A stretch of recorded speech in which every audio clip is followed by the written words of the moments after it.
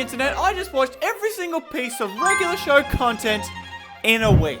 That's 244 episodes and a movie, which totals to about 48 and a half hours.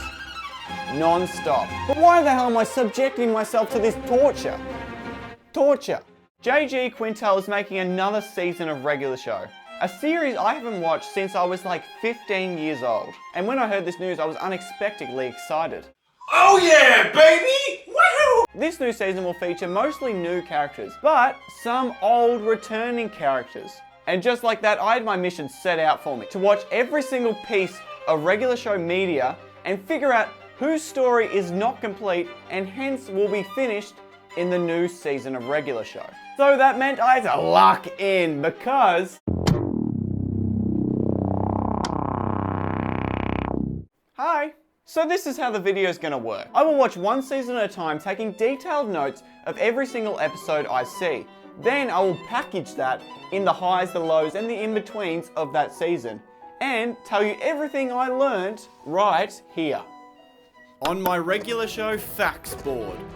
I hope you like it, because by the end of the video, I'm going to have a lot of hours invested in this piece of cork. Which I'll be using to do one of three things. 1. Recap recent events that just happened in that season. Number 2. Awarding a gold star to the character who had the most growth or the best performance of the season. And number 3. Tying up that season with a nice little message given to you by yours truly. Without further ado though, let's frickin' go!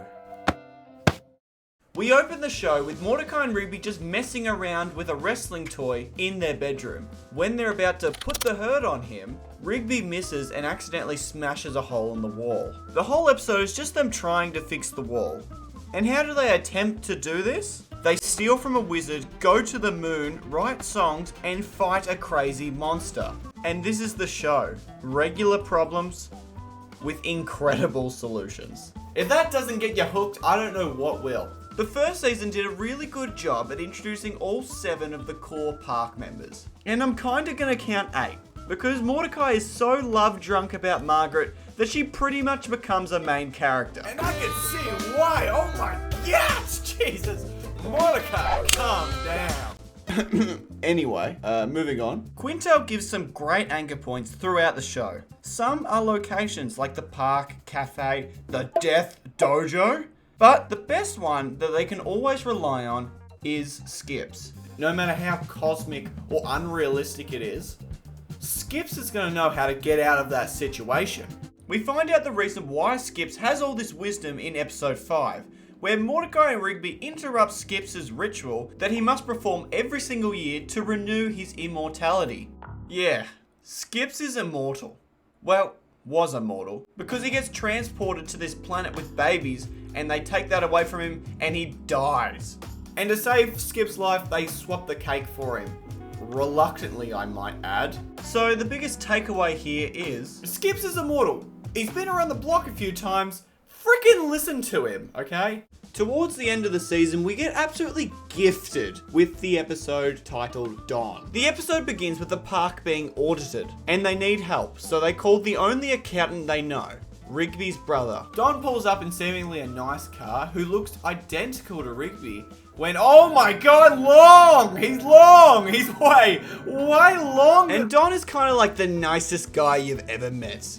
He's going around to all the park members just giving out sugar, which if you're wondering what that is, it's just a hug. Sugar to me is kisses. Like if I hear, give me some sugar, that's a kiss. That's a big sloppy kiss. It seems the only person not happy to see Don is his own brother Rigby. But Don neglects to think there's anything wrong and begins with the audit. Towards the end of the job, Don actually confronts Rigby and says, "What's wrong? What have I done?" Rigby looks Don right in his eyes and screams, "Because you were born."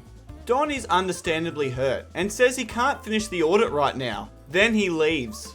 Rigby, on a bit of a high from saying things that he's had repressed for so long, decides he'll just finish the audit himself.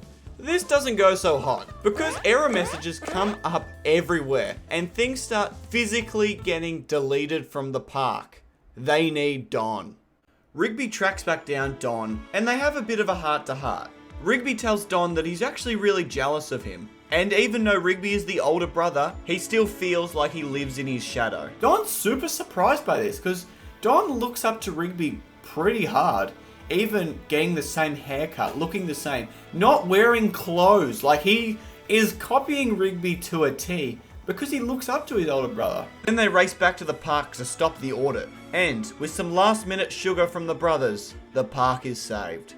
This is a really good part of season 1 just because it highlights where the maturity level of the characters are. Rigby would rather not hug his brother and have the whole park deleted from existence. Isn't that crazy? And you're probably thinking, hey, Kale, give him a break. He's a young guy. He's 23. He's 23 years old. That's pretty much everything that happens in season 1. But just in case I missed anything, let's see me at the board and just double check. I'm going to very quickly catch you up to speed and run you through the characters we know. Mordecai and Rigby, main characters.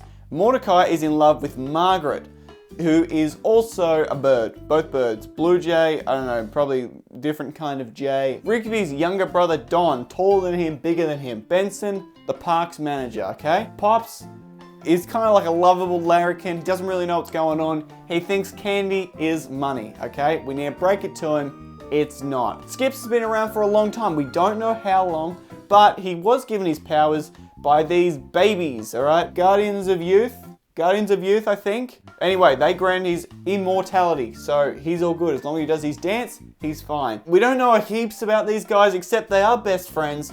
And Muscle Man, whenever he asked, you know who else does the dishes? My mom is usually the answer, so I'm just put my mom there so we can identify Muscle Man. And that's literally all the ongoing lore of season 1. It's pretty simple, it's pretty straightforward, and I'm happy with this analysis. Most valuable player of this season, I'm awarding the gold star to the Rigby.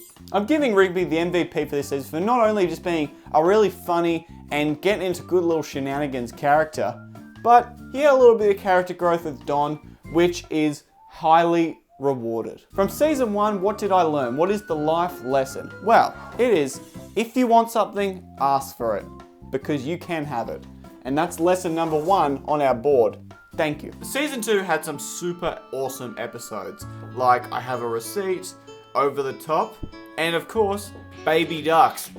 Oh my god, I love the Baby Duck! When else do you see 4 Baby Ducks combine into becoming an awesome bird-human fighting machine? It's the Power Rangers on steroids! Ah! In this season, we get to see how characters react for seemingly the same situation. For example, the season starts with, "Hello, Governor." Rigby stays up late to watch a scary movie about a British accent-wielding car. Then has reoccurring nightmares that he's just freaking everywhere. He doesn't deal with this well at all. Like, he goes out and wrecks a ton of things. We see this happen again 9 episodes later with Mordecai, but instead of a scary car, he just saw Pops naked. I swear, are you looking at my bollocks? And instead of wrecking things like Rigby does, he pretty much melts his brain when watching this anime girl. And I have no idea you could get so addicted to something like this. Alright, you know what? It could probably get me. I think this is a very cool and subtle way of comparing Rigby, who repels his emotions, while Mordecai represses his. But that's a pretty serious insight. You know what's not very serious? Racism. Sprinkled throughout the show, there's just some old-fashioned kind of racial jokes that are quite funny just to see what they were putting on kids' shows at that time. Oh, you said you had a British taxi. A British taxi? Oh, I thought you said a brownish taxi. But that taxi's yellow. Yellow? My taxi's no coward, I guarantee you that. You would not hear this on Disney Plus right now. There's no way. Another slip-up made in season 2 was from our friend who arguably has the most balls, Benson. Benson notices that Rigby and Mordecai only do work when he's directly watching them, but he can't watch them all the time, so he hires this company called Peeps. Peeps acts as a surveillance service for Benson, just making sure that Mordecai and Rigby are always doing their job. But when Rigby and Mordecai evade these cameras, Benson upgrades to a premium plan that summons pretty much a floating eye just to control their lives and the park. This is new territory for us because this is a problem that's happening at the park that wasn't directly kind of not Mordecai Rigby's fault. Benson signed the contract. He is the one that instigated this eye guy. Womp womp. Do me a solid. In this episode, Mordecai pushes Rigby to accept a double date with him and Eileen so that he can accompany them along with Margaret. Classic Sympakai. But in return, Rigby does get 10 solids from Mordecai. And if you don't know what a solid is, it's essentially just a favour that, like, if I ask you for a solid, I'm asking you for a favour to do something, but I also get a favour in return. And Mordecai's was worth 10. And of course, Rigby uses all of these solids to just mess up the date. Rigby requests to use his last solid to get Mordecai to do a very embarrassing dance in front of Margaret. Mordecai's like, I am not doing that, man. Do you think I've got no respect for myself? So Mordecai refuses and literally the earth splits apart. The only person to convince Mordecai to do this dance is Margaret. And she does this by saying that she's just doing Eileen a solid by coming on this double date so she can spend time with Rigby. Margaret doesn't want to be in the double date, okay? She doesn't like you. Anyway, he does the dance and things go back to normal. Thank God. Also, message to you, Mordecai. I've seen up to season 2, and there's 3 dudes already Margaret has dated. She just dated a lot of men in a short amount of time. Are you sure you're picking the one, Mordecai? Margaret, more like regrets, if you ask me. Just some notable things to tie up season 2. We actually find out Rigby didn't graduate high school. Mordecai and Rigby hold the universe record for the game Broken Bones, beating GBF. And Pops was actually the one to hire Mordecai and Rigby and introduce them on their first day. So that was a very wholesome experience there. But it's the end of the season, so you know what that means. More bored Kale. Lots of things happen in season 2. We are not playing with season 1 kind of energy. Double the episodes, double the content to go through. First off, Muscle Man, Starla. They are dating. They're in love. All is good. Margaret, who is sleeping around with at least 3 guys, could be a lot. The only person that would know would be Eileen. Works with Margaret at the diner. They both work there. Wow, that could be 2 couples that go on a double date. They do. She likes the rig bone. We also have Mordecai and Rigby at their diner playing the video game Broken Bones against GBF. Not Giant Bearded Face, but Gary Bobby Ferguson. Mr. Maylard is Pops' son, who is also Benson's boss. So this is the connection, maybe why Benson is so sweet with Pops, despite his lack of any kind of Q, EQ, IQ, all the Qs. We've also got Wings. All the guys love Wings. I'm not sure how this plays in, but they all love Wings. And the best part of the series, by far, the baby ducks. Over here, they operate in their own universe over here. And I'm going to leave them on there because they're very important, almost the same size as our main ensemble of cast. But who is receiving the gold star for season 2? None other than the boy, Mordecai. Oh shit, I dropped the star. Mordecai, there you go, my friend. First off, he had a lot of things happen to him in season 2, kept his cool, he's trying hard, and I feel like he's on the right path. The biggest lesson and takeaway from season 2 is none other than there are greater things in life than just work. And I almost think everyone teaches this except Benson. Ladies and gentlemen watching this right now, let me tell you about my struggle just finding the content to watch in this video.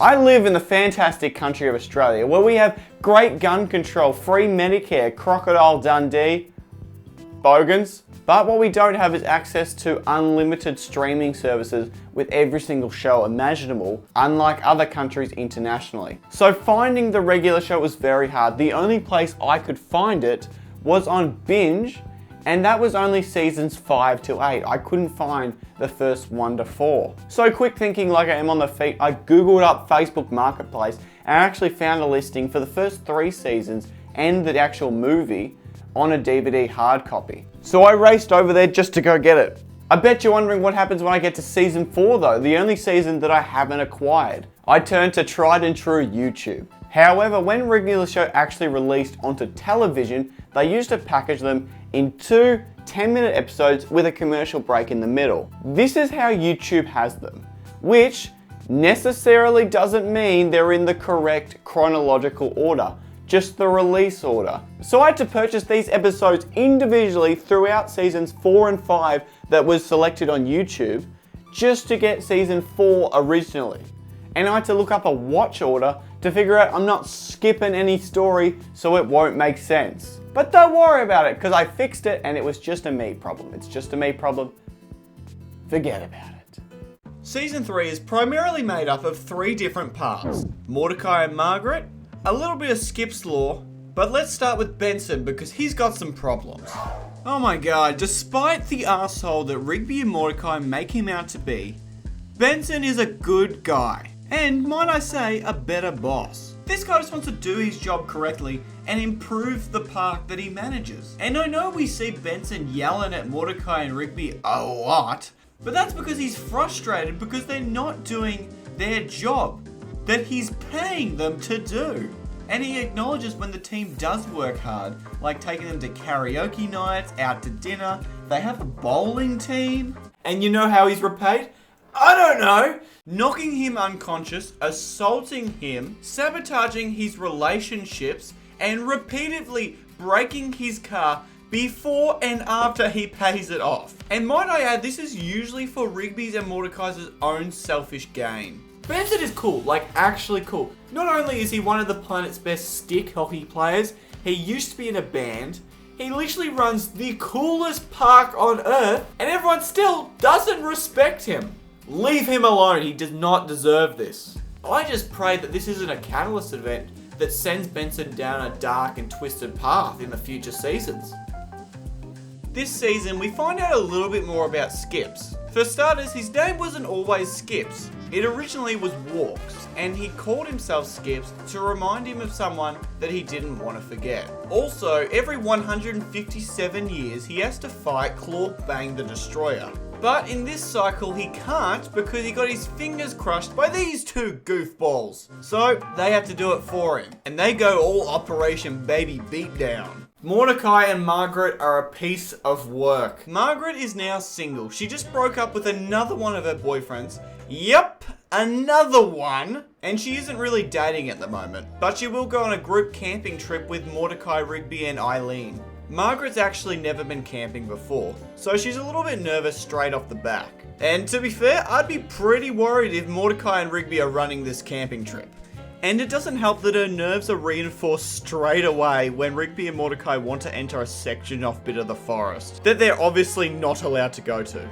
And it keeps getting better because Mordecai and Rigby have forgotten the tent, the matches, literally everything you need to go camping. It's just lucky Eileen's there because she brought pretty much everything that they forgot, thank God. And this whole time, Mordecai is just trying to prove to Margaret that he's not a shallow guy.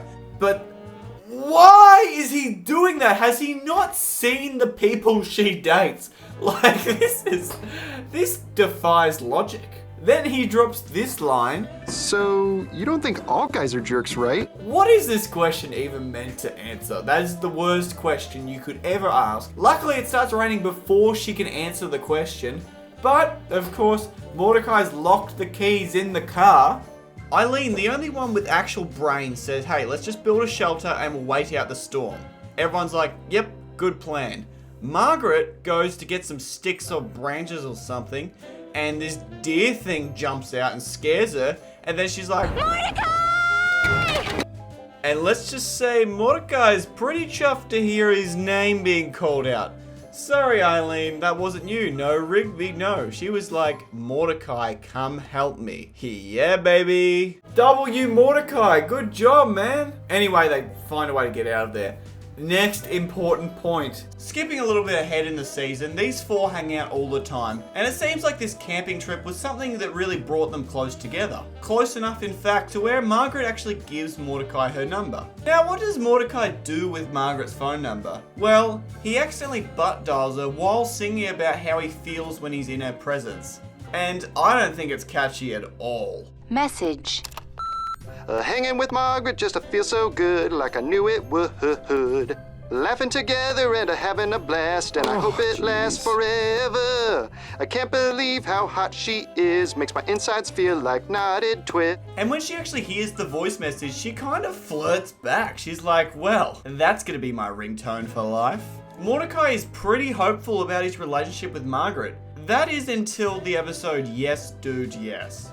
The episode begins by Mordecai walking into Margaret's diner about to ask her on the first one-on-one date.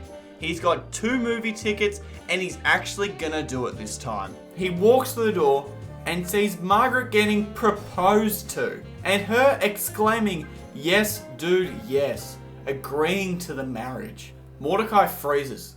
This then sends him to a crazy amount of depression. He does not look good.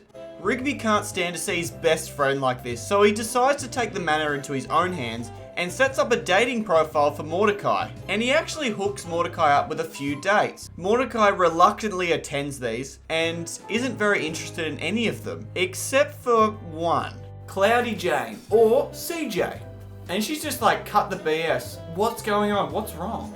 This instantly breaks down some walls and they decide, let's just have a cool day as friends. And they actually have a really awesome time together. And by the end of it, they're definitely not just friends. Like, it seems like it turned into a date. There's more going on, okay?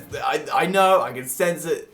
There's more going on. And their quote-unquote not date was actually going so well that Mordecai offered CJ to go to the movies with him with the tickets he originally bought for himself and Margaret. And she agrees. She would love to go.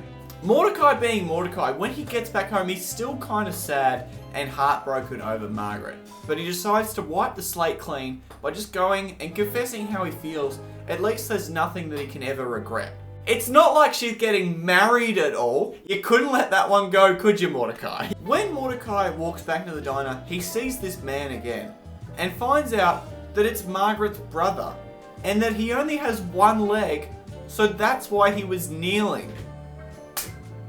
Margaret says she actually misses Mordecai, and he instantly folds. And he's just like, oh, well, we should go to a movie together. I've got 2 tickets for us. Dude! Can't do this. That's ridiculous. Meanwhile, CJ was just walking on the other side of the road with her friends and goes, hang on, that's Mordecai. He just went into the diner. I'm gonna go see him. She walks in and literally spots Mordecai offering the movie tickets to Margaret. She is pissed off. And because she's a cloud, she turns into like a storm cloud and starts wrecking everything because she's so upset with Mordecai. Mordecai is just getting blown around, has no idea what to do, has to take Rigby's advice and just tell her the truth like a grown-up. Rigby is being the most mature one here, and I think it's because he's been spending a little bit more time with Aileen and she's rubbed off on him in a good way.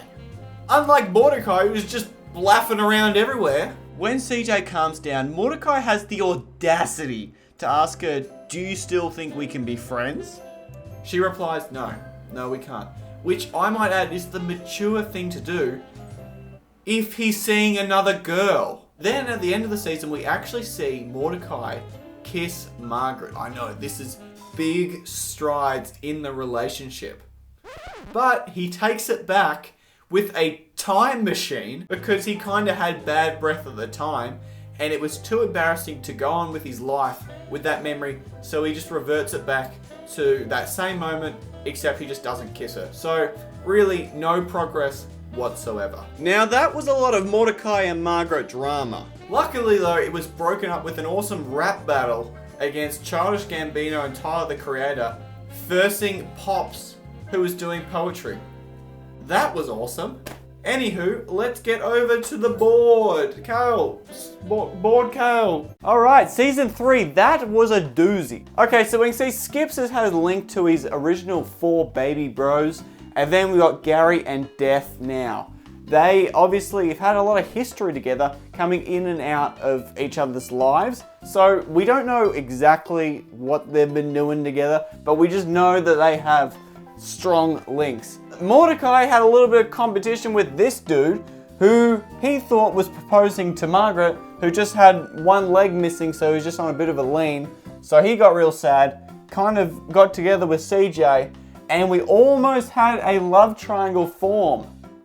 But once he found out it was his brother, there's no love triangle. CJ got hella mad, and might I add, dangerous, okay? She got to really kill people. We do like CJ, she's really cool.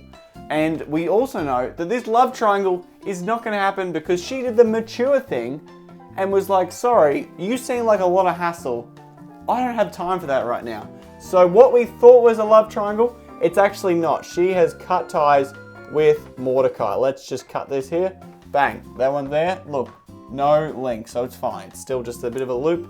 They just know each other. Also, 100% confirmed, Eileen has even stronger feelings for Rigby now. They're spending a bit of time together. Good for you, Rigby. Now, we have a little bit with Benson. Benson has his new babe. Obviously not dating. They live in the apartment opposite each other.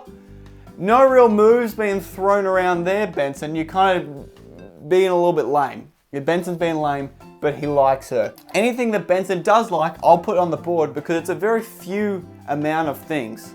Also, last time I forgot to put this, but the baby ducks, they can transform into some cool hybrid man duck thing. I just thought I'd put that there because it is important despite what you say. The MVP for this season is none other than Benny Boy, Benson. Congratulations on getting your first gold star right there, Benson. Look, he's just a good guy. He is a good guy just struggling through life, doing his best when these guys keep messing it up. So I felt bad. I gave him a star, but he earned it. Don't think I'm just giving pity stars. He earned it.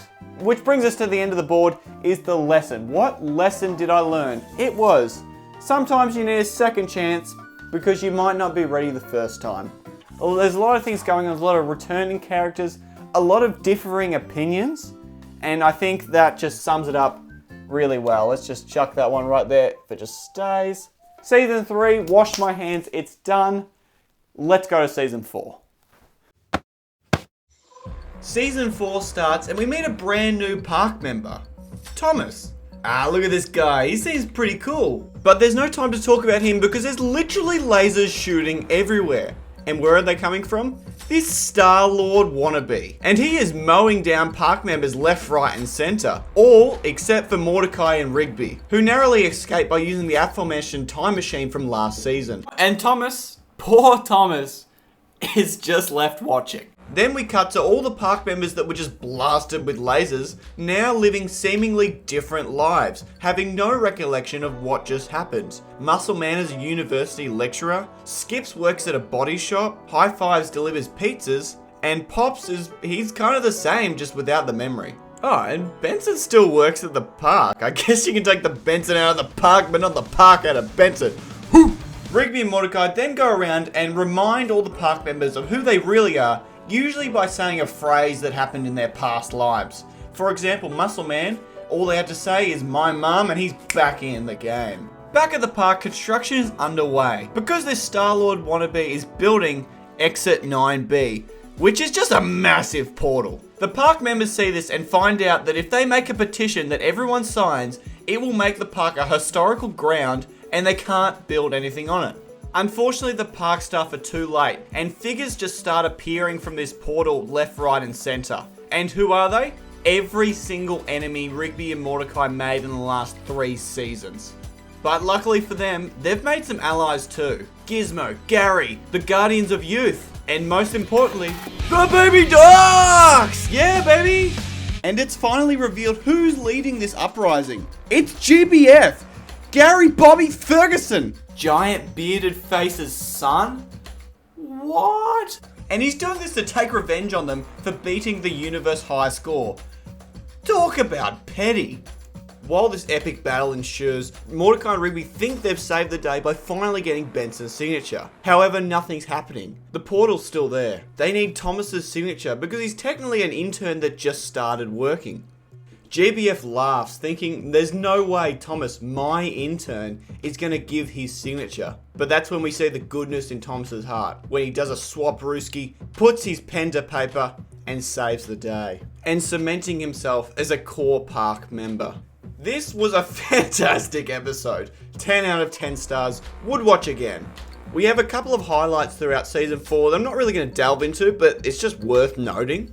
Benson is literally one of the best drummers on earth, pulling off a 150-piece drum solo. If Skips gets too stressed, that can consume him and he can die. He also has a brother named Quips, and he's the worst. He's the worst, man. But now, it's the time you've all been waiting for. Another Margaret and Mordecai arc! Mordecai and Margaret are getting very comfortable together. They're hanging out all the time, yet Mordecai is not making a move. And it's at the point where the other park staff are getting annoyed that he hasn't kissed her yet. So Muscle Man comes up with a bet for Mordecai and says, if you don't kiss her, within 5 days' time, you have to wear a diaper for an entire week. But if you do, I'll wear the diaper for the entire week. And Mordecai actually takes the bet because he thinks it'd be good motivation for him to actually do it. And of course, in true regular show fashion, he leaves it to the very last night to kiss Margaret. Mordecai's a nervous wreck and just starts scoffing his mouth full of mints to not have a repeat of last time, you know, with the bad breath and all. Rigby and Muscle Man jump out of the car in an effort to not be encased in ice. And Margaret spots them and goes, "What are you guys doing here?" They tell Margaret about the bet they have and she runs off furious because she thinks Mordecai just wants to kiss her for the bet rather than actually liking her. Mordecai chases after her and actually confesses his feelings for her. It looks like it's finally about to happen. Margaret asks Mordecai to check the time. How much time do they have? Only a few seconds. Margaret walks up to him. Ice starts to melt. Then she proceeds to do the most disrespectful thing I have ever seen in my life. Have a nice week, diaper boy. And Mordecai is completely okay with losing this bet because he's just running off happiness that Margaret may kiss him one day. And these two continue to hang out relentlessly. Mordecai goes and meets Margaret's parents and they love him. Things are all going really, really well. Mordecai might even ask Margaret to be his girlfriend. And that brings us to the last episode of Season 4, the season finale, Stake Me Amadeus. Mordecai scores some half-price coupons at a very fancy restaurant from Pops. And he thinks, this will be the night. This will be the night that I fall for you. He's gonna ask Margaret to be his girlfriend. As Mordecai goes to cash in these coupons, they arrest him and interrogate him while he's handcuffed because he's used fake coupons and they're trying to catch who's been making these for months now. Mordecai negotiates his release and says he'll go undercover on the date night and find out who was making these coupons. It's revealed right in the middle of Margaret's and Mordecai's date that the person behind these coupons, the whole setup of this night, was none other than the animatronics from Season 3. The ones that stole Pops' fuzzy dice. These villains. Wait, whoa, hang on. You're probably thinking, I don't know who those guys are. Yeah, that's my bad. I forgot to talk about this in Season 3, so I will recap this super quick with intense detail.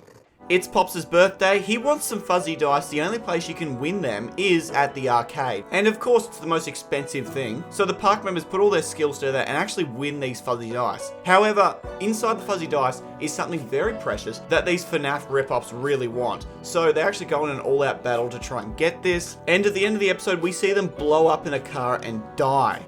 But I guess they don't, so my bad, sorry. Anyway, we're back in the action. We're in a full-on shootout. There's bullets flying everywhere, and Mordecai still thinks this is the best time to ask Margaret to be his girlfriend. But Margaret actually can't be his girlfriend because she's leaving across the country to study journalism at a different school. This fact that somehow Mordecai didn't know about. She says she can't stay and she just walks off.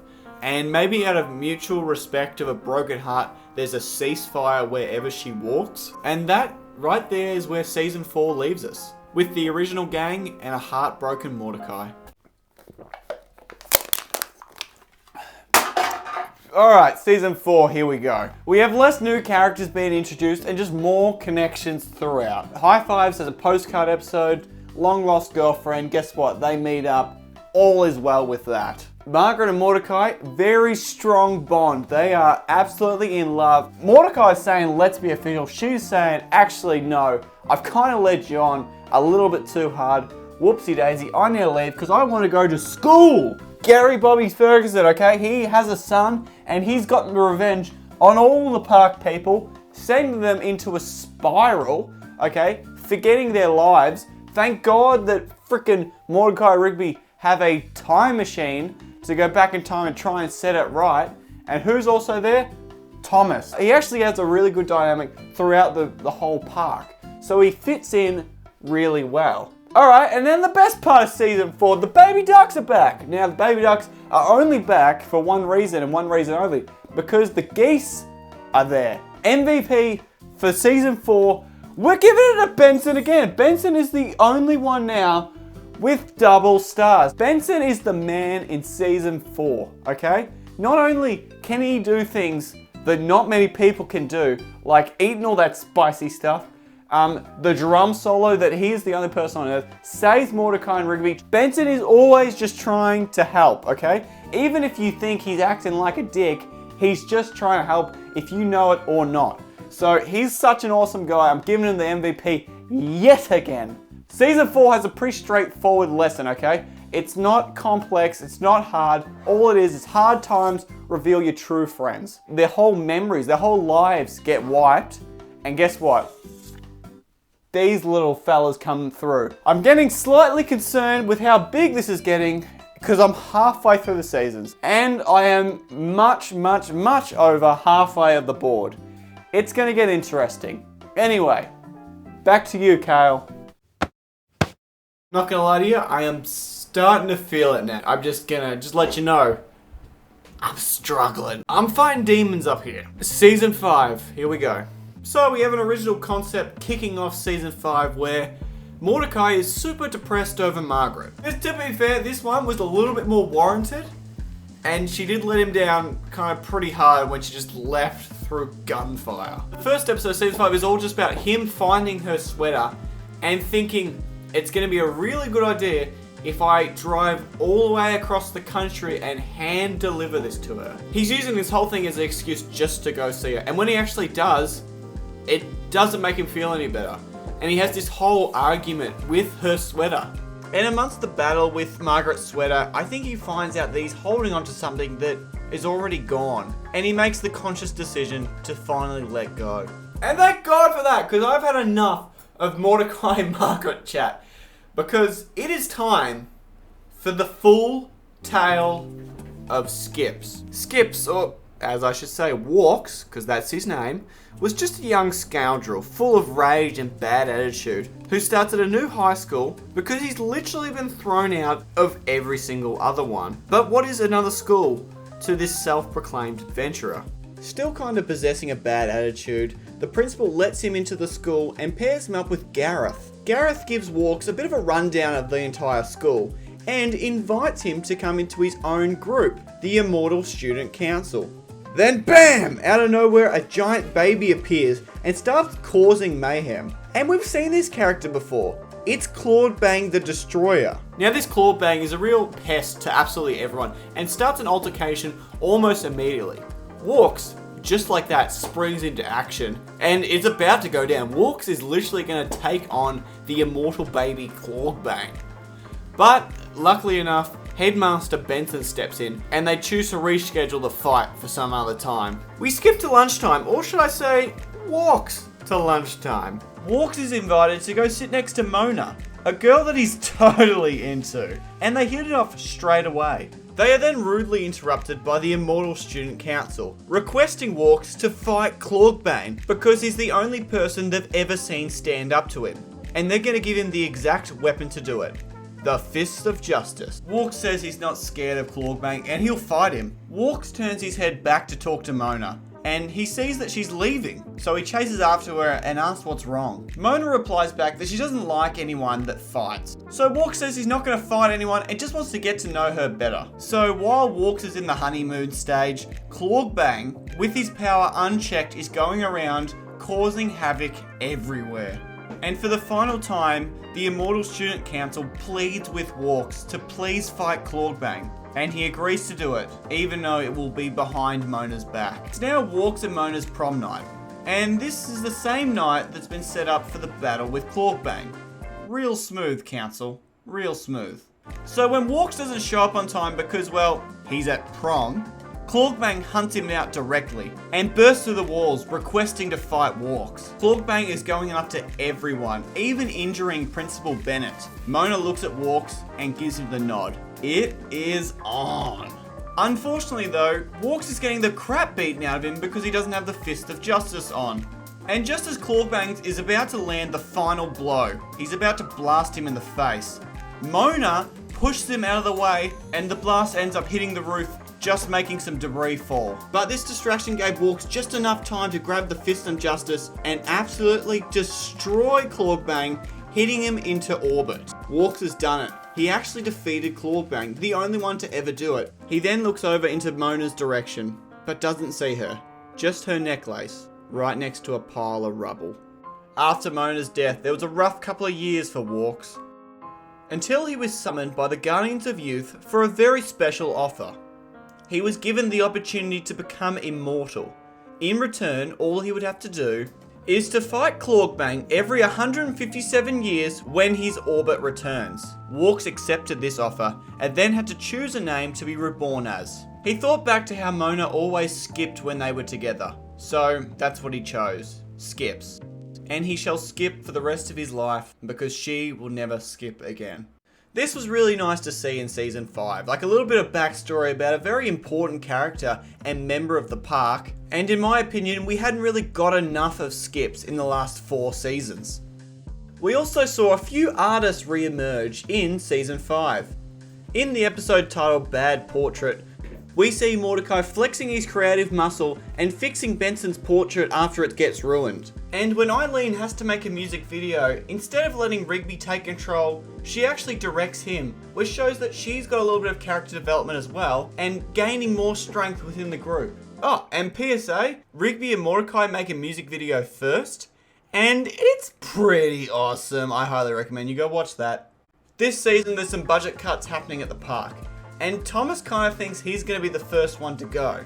So, he's got to discover a way to prove value to Benson. While this is happening, Gene steals a statue from Benson's park, and Gene is a manager of another rival park. So, as opportunity has it, Thomas will steal back the statue for Benson. He does this by infiltrating Gene's park and becoming an intern for them. He works as a double agent for this park for ages, working his way up the social ladder, so he's very likable at Gene's park. Then when the right time arises, he takes back the statue, proving his loyalty to Benson. Okay, the final part of Season 5. You're not gonna like this. It's about Mordecai's love life. I know, like we hear so much about it, but it's a big part of the show. Mordecai, I'm gonna say, for the first quarter of the show is still pretty hung up and sad about the whole Margaret thing. That is until he attends a New Year's Eve masquerade party. At this party, at midnight, he kisses someone, and we have no idea who that could be because she's wearing a mask. That could be it. Oh my god, what? It's CJ, could you believe that? Obviously the rest of the cloud body wasn't a dead giveaway. Anyway, she runs off. But in the next episode, they're in a dodgeball tournament, so it's all fine. Who is the park playing in a dodgeball tournament? Could we guess? Oh, it's CJ's team. And the energy between them is really weird and awkward, and the only way to stop this is to be obviously transported to some weird dimension where they have to confess their feelings in order to escape, which they do. Then they teleport back. CJ wins the dodgeball tournament, but Mordecai wins her heart, and they start dating. Here we have Mordecai's first official girlfriend. And for the rest of the season, they have a really amazing blossoming relationship, spending lots of time together, going on a lovely first date, and looking after Death's child, Thomas. If not that Thomas, but like, his name's also Thomas. Moral of the story, everyone at the park is at peace. Guess who's freaking back, guys? It's me. Alright, I have Season 5 updated on this board for you lovely people. Now, got things like Death is wanting Mordecai to babysit his kid Thomas, and he also does that now with CJ, because now he is together with CJ, cemented together 100%. More baby ducks. Let me tell you, the baby ducks are teamed up. They need even more power, so they've teamed up with everyone in the park, plus their brother Andrew, Andy or Andrew, one of them. A full feature of a duck episode, which is really awesome. Okay, what else have we got here? Skips finally opens up to Mordecai and Rigby and tells us about his backstory, where it all started, how he became immortal. It was a wild ride that Skips had to take to get the Fist of Justice, because they have to be made by Gary and the youth babies to beat Clawbane. Otherwise, he just started wrecking things, hurting all the teachers, and inadvertently killed Mona. We didn't even notice this, but Benson and this girl, no longer a thing, okay? He had a pretty rough breakup. He's been going through it, just like Mordecai, because he's feeling for him. He goes, hey look, I know what it's like. Sorry, you've missed out, honey, because Benson is a catch. And because all this drama happened, the MVP I'm awarding for season 5 is the Baby Ducks. Give it to the Baby Ducks, guys. I'm joking. I'm joking. I wish. It's super obvious. Skips MVP of this season, because you had to endure all that pain and we learned about your backstory. We really opened up. And because of that, that really shoots the lesson of season 5, which is everything you want is on the other side of fear. You know what? I'm going to give the Baby Ducks a green star. And in season 5, there was a conclusion to the Baby Ducks. They're not coming back like getting bigger with like more robots. I just don't think that's even remarkably possible. But that's done. And Baby Ducks, that was great. Fantastic. Skips, you're a champ. Is there anything I've missed that I didn't talk about? I don't think so. I think we're all good. Thank you very much. I'll see you for season 6. Kale, back to you, my friend.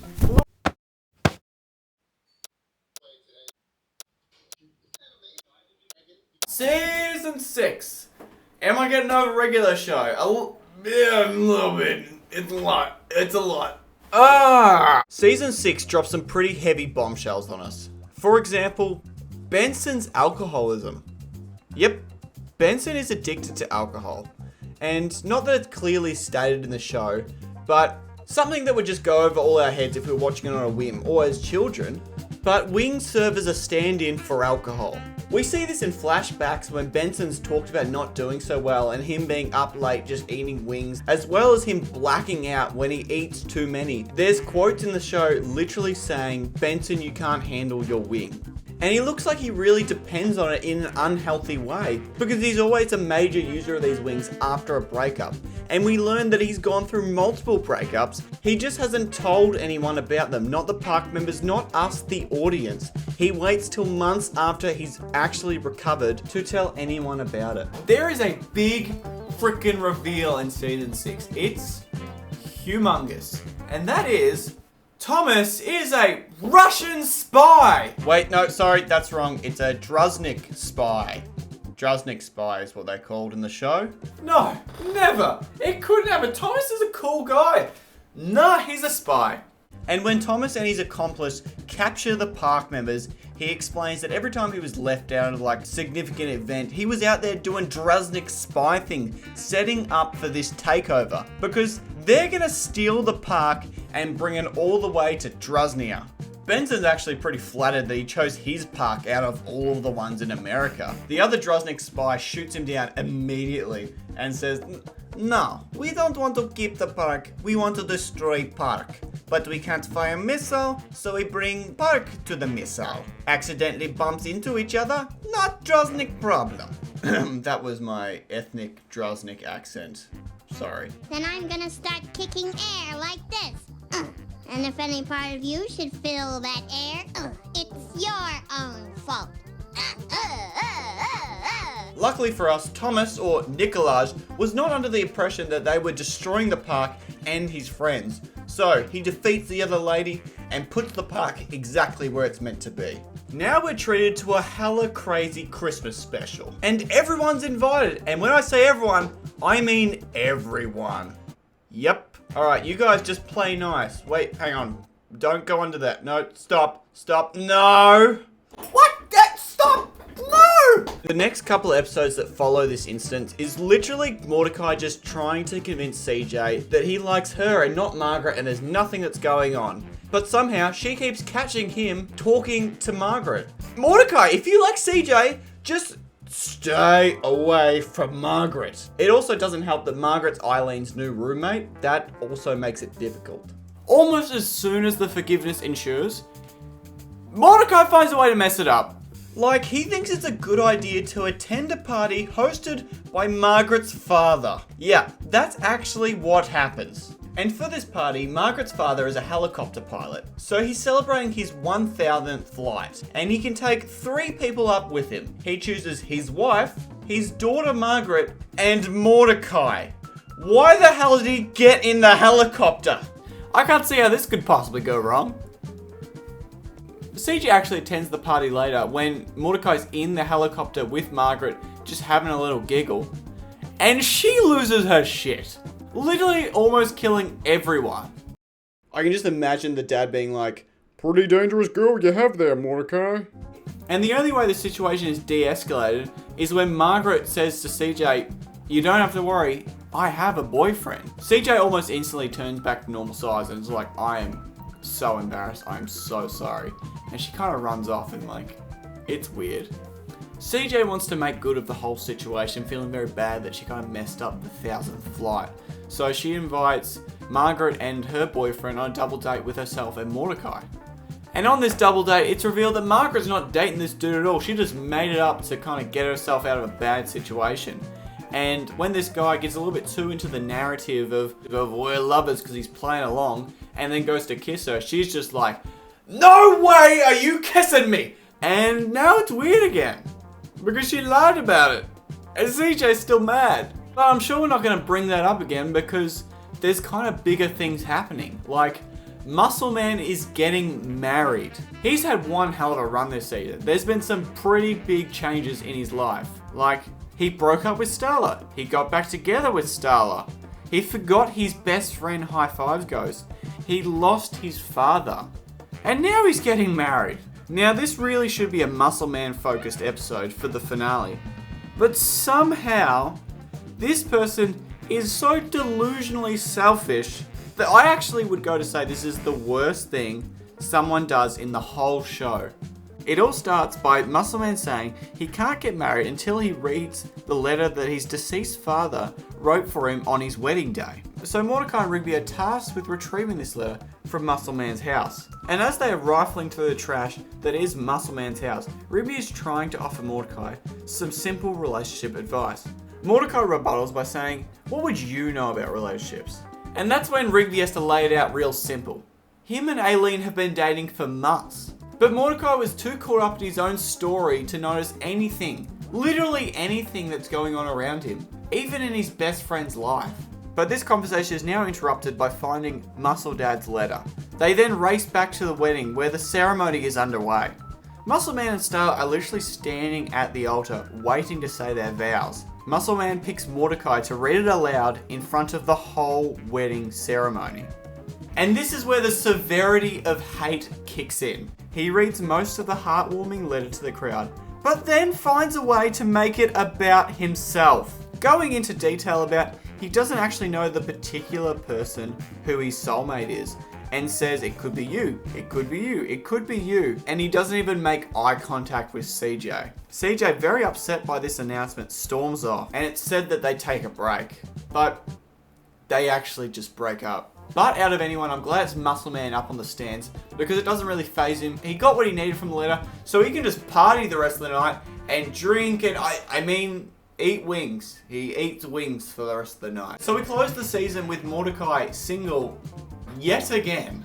And Rigby's kind of the most mature person we see. And that's a sentence I never thought I would be saying. But as far as I'm concerned, Mordecai deserved this. Like, he couldn't let someone have the spotlight for one day, even on their wedding day. That selfish Blue Jay had it coming. Season 6, done. Are you okay? Yeah, I'm all good. Yeah. Okay, alright. Okay, here we go. So, a little sticky down here. Benson is an alcoholic. We learned this, okay? Because there's a little analogy where wings are alcohol, okay? Not great for you, and Benson, as we know, cannot handle his wings. Muscle Man's wedding. Muscle Man had this beautiful freaking wedding, alright? There was fries in there everywhere. Everyone was drinking, everyone was partying, have a good time. All he had to do is read a letter from his father at the altar. But you know what he did? He messed it up. He made it about himself. Because you know why? Because Margaret came back. Margaret came back for one season. He kissed her, kept hanging out with her, made things, weird. He could have just let it go. But no, Mordecai, more like muck up a Kai, am I right? Embarrasses herself because she's jealous because Margaret and Mordecai still have things going on. This is knowledge that we've had forever, and he's just now learning about this? Oh, I'm done. I'm done here, man. What have I got? 2 more seasons? That's insane. The MVP of season 6 is someone I didn't even mention in my rant just then. You know why? Because she has her shit together and she doesn't need anyone else to help her because she's got a plan. That is none other than Eileen. Eileen, there you go. You guess what? You get your first gold star. She doesn't rely on others. She can just work things out. She's smart and she's putting Rigby on a good path. They're dating now, by the way. Just thought I'd let you know. They are in a couple and Mordecai was too selfish to even see it. Alright, lesson number 6. Sometimes you make your own storms. So you can't always just blame things on other people because you're the problem. And I'm talking to you, Mordecai. You are the problem. Yeah, I'm fine, okay? I'm fine. I'll be better next time. I'm sorry, I was a little unprepared. I'll be better next time, okay? This season begins by Mordecai being sad again. Who could have guessed that one? Me, I could. I literally call it every single time. But then unexpectedly he goes missing. Not even Rigby knows where he is. The only person that knows where he's gone is Benson, because he's been there before. It's Dumptown. Benson's actually been there quite a bit. You can see he was actually there for his most recent breakup with Audrey. He's hitting the wings again. Rigby forms a plan to get Eileen to fake break up with him. Therefore, he can summon Saxman and give him a one-way ticket to Dumptown. Then Rigby is able to get Mordecai back and the park can resume as normal. Or kind of normal. A day later, a massive dome drops down, sealing the park. Everyone goes into freak-out mode, except Benson, because this isn't meant to happen till tomorrow, not today. Benson goes to his printed copies of his emails and finds that it's been changed. This sends him crazy, and he becomes somewhat of a Rambo character. So he decides to break into the smaller domes that the researchers use to find his original email copies. But when he breaks in there, he finds a lot more than he bargains for. Back at the house, the other park staff are thriving. They're growing vegetables, making electricity, and Mordecai and Rigby are actually contributing equally. They don't even care that the scientists are just watching them from inside a bush. They have no idea what they're using this info for, but they're still just happy to give it over. That is kind of literally the internet now. Like, it's just gathering information and we're just like, except...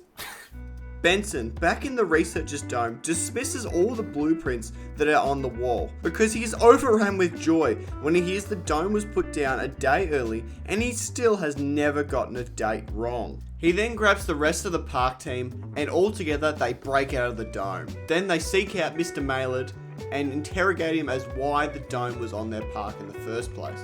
The answer they receive is just because he's rich. And he just wanted to spend some money. He's rich. Let's talk about the Eileen plan.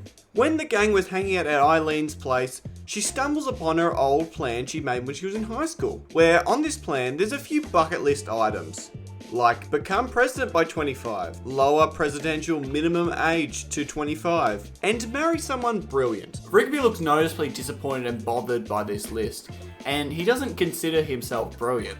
So to make himself worthy of her love, he decides to go back to high school and actually try and graduate. And when he goes back to high school, he finds out that he needs 3 classes that he didn't finish to graduate. A science, phys ed, and a language. His first class he goes after is a science, which is he studies rocks. He's missing a lot of dates with Eileen because he wants to graduate and he's at home studying really hard. But Rigby is cancelling too often and she starts to get suspicious, so she goes to consult Mordecai to ask where Rigby's been this last month. Mordecai tells Eileen that he's been studying a lot and he's actually on a field trip as we speak. When she hears this, she goes to track him down. And long story short, they end up getting stuck and falling in a pretty deep hole. But luckily enough, Rigby puts his rock knowledge that he was studying so hard for to practice and lights up the cave and gets them both out safely, proving that Rigby can learn things and is becoming more intelligent. For Phys Ed, the only thing he had to do is really win a race, so with the help of Don's sweet ride, the Sugarmobile, he was able to secure the victory and pass Phys Ed. Language was his final class and it was the toughest yet. He failed every single one at the school, so he had to follow Benson to China and take a foreign language test, which would be English, which he nailed. Nice loophole, Rigbo, nice loophole. In between taking these classes, what's happening at the park? There's a second dome. That's right, second dome, people.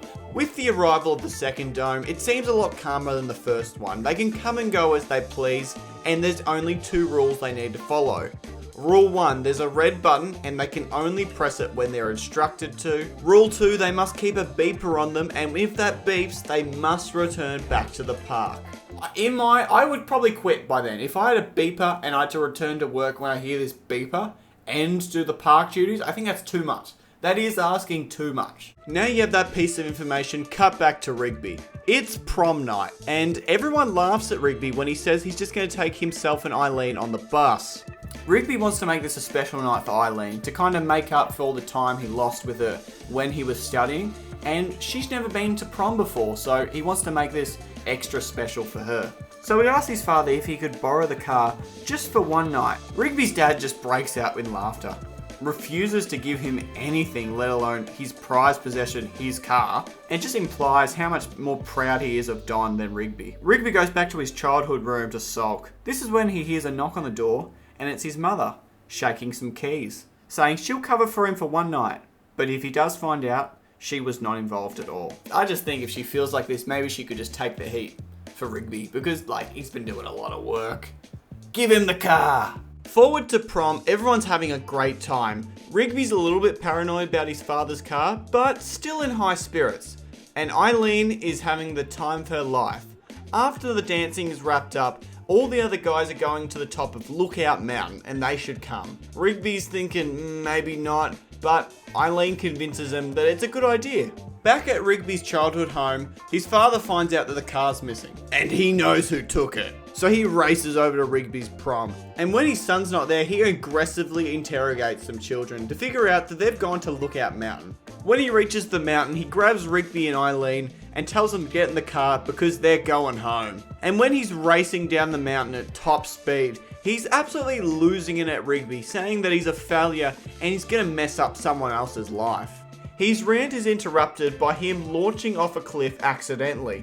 Now they're plummeting down the hill with a landslide chasing them. Rigby asks for the wheel. He does this kind of stuff all the time. He knows how to act in these situations. His father does not give it up, but Eileen's got his back and ascertains his father so Rigby can skillfully get them down the mountain safely. When they all step out of the car, Rigby's dad actually admits to Rigby that he's really proud of him and seen a lot of change, and now can actually trust him. Rigby's kind of winning at life, and he's about to graduate. Everyone is super proud of him, except for one person. Could anyone guess who that is?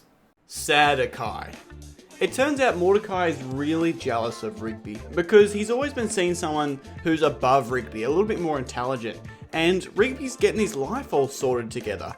All Rigby needs help with right now is a speech. He has to do one for his graduation because they're doing a story about him, about how good it is that he went back after failing originally. But Mordecai doesn't want to help and kind of resents the fact that he's getting all this attention right now. But it's only when Rigby's actually doing the speech and calls a timeout, Mordecai comes back and apologises to Rigby about being so resentful and will support him even if himself is feeling shitty. With that heart-to-heart, Rigby has the inspiration for a perfect speech. Immediately after Rigby's speech is done, all their beepers go off, which means they have to head back to the park. They now stand around the red button and get a fax saying it's time. Together, they press the red button. With everyone from Rigby's graduation watching, they shoot off into space. We then see a few scenes of people watching them go into space, one of which is Mr. Maylard. and he's wiping away a tear. Then, at the park that is now in space, Eileen opens the door, exclaiming that she's made Rigby's favourite dessert. Yeah, she's there as well. And that is the two-part finale of Season 7. Rigby's graduation, and they're now in space. I'm feeling pretty good, Kyle. All right, Season 7. So, Dome comes in. Guess what happens at the end? Goes into space. Wait, that's the end. Who is it taking? All of the core members plus Eileen. This is all planned by Mr. Maylard and the scientist guy, okay? Because Pops is not as he seems. He has superpowers. What's going on with Pops' powers, man? Rigby also graduates. There's it. There's the bit. I can't connect any more string. I'm just not going to do string right now. And he gets a little bit more respect from his father, who actually just didn't even really love him. He only loved Don, but now they're like a family again, so it's good. Too bad he's in space now. Benson has a pig. He grew very attached to this pig. Loved the pig. MVP of this season, who gets the golden star, is Rigby again. Guess what? You know why? Because he's got his successful relationship, absolutely blooming. Graduated high school. He's got his life together. He's got a real trajectory. And that's what gives him another gold star. Lesson 7.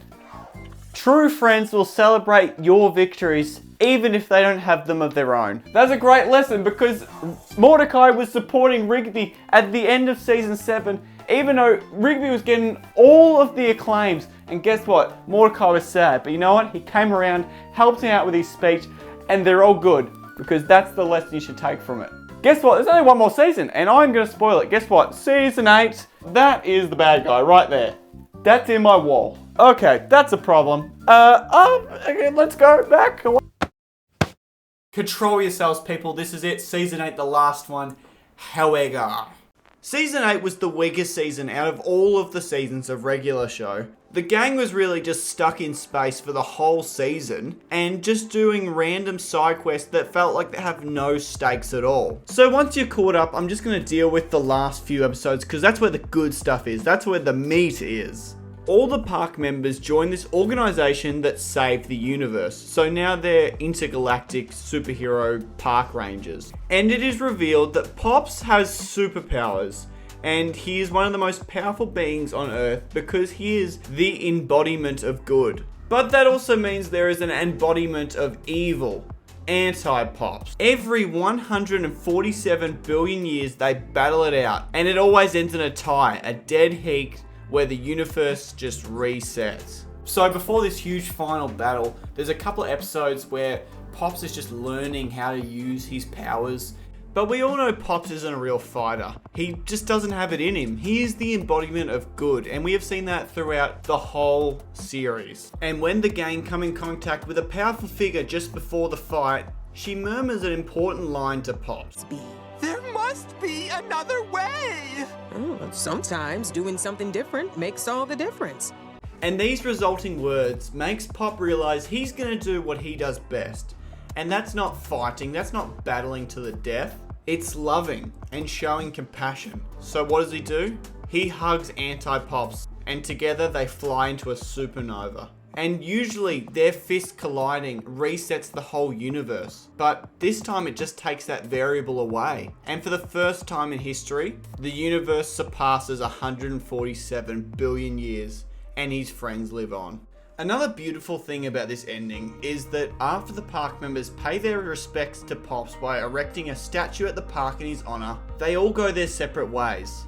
Benson still works at the park, but now accompanied with Pam, raising a whole nother generation of park staff. High Five Ghost and his girlfriend work together as DJs. Muscle Man is busy raising a huge family with Starla. Skip still works at the park, helping people out wherever he can. But he wears shorts now, so maybe he's loosened the reins just a little bit. Rigby lives with Eileen with a family of his own, while Mordecai ended up with Steph. Not CJ, not Margaret, a totally new character. I'm so glad the writers did this because I didn't want Mordecai just to be forced to be one of them for the sake of making the audience happy. Because this mirrors real life, and sometimes things don't always work out. But he had to work through these breakups through his art that we saw in past seasons. And that led him to be in the right spot at the right time and meet Steph. And we get to see the group all back together at the 25th park anniversary, where Rigby and Mordecai are reminiscing over old times, and they actually get to take a photo of all the families colliding, and they're all together. This was a journey, and what did you think, Board Kale? So, first off, sorry about before, man. The beer just rolled me into some bad habits with, like, me smelling icing sugar and things like that. That's not me, that's the old me.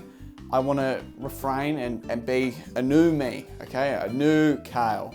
I know there's not a heap to go over for season 8, but I just wanted to clarify that this guy, Anti-Pops, is the villain, okay? He's kind of the villain of the whole regular show, as well as taking on Pops at the end. In terms of MVP, you have to give it to Pops, okay? Pops secures his first MVP, and he really just catches the essence of the last lesson. Pops at the end when he stops fighting and just does what Pops does best, which is he does what feels right. That is the last lesson. Do what feels right. And from here at the board, that is absolutely it. I am 100% complete. And it feels good. It feels really good. Do we already go over the movie? What? What do you mean? There's a Look, it's not even a big deal. We can just chuck it on and watch it together like it'd be no... There's a f***ing movie? No, not gonna f***ing happen. No. There's no I'm not into a movie! Ah! Don't talk to me ever again.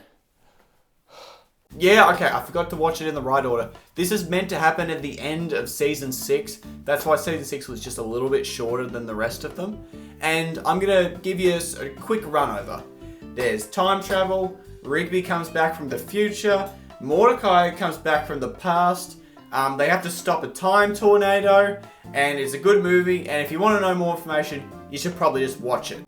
Ah, back to me. All right, well, guess what? My lesson to you is straight, simple, to the point. You know what it is? Do it right the first time. All right, guys, see you later. I'm out of here.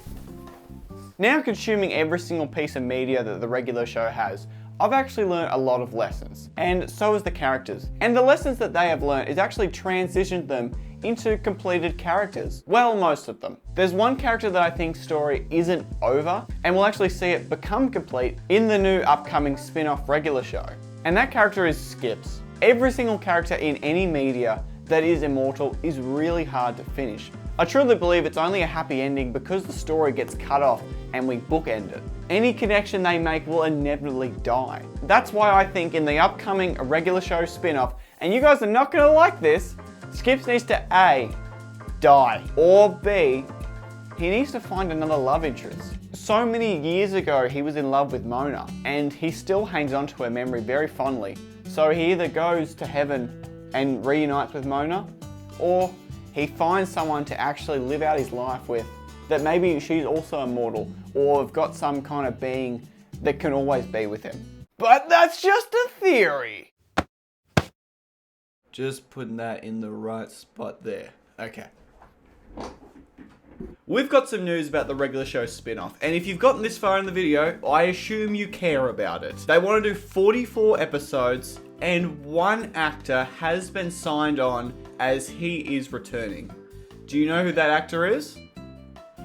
Mark friggin' Hamill. Yes, Mark Hamill. As you may know him, the voice of Skips. He is the only one set to return as of this far right now. So, did we hit the nail on the head, or did we hit it in the head really hard? I don't really know what else to say other than that kind of supports my thesis, which I'm pretty chuffed about. I've been working on this probably for close to nearly 2 months now, so it's really cool to see this all come together. But anyway, thank you very much. See you later, guys. This is a lot of work. I'm gonna have a sleep. I'm tired. I'm tired of this.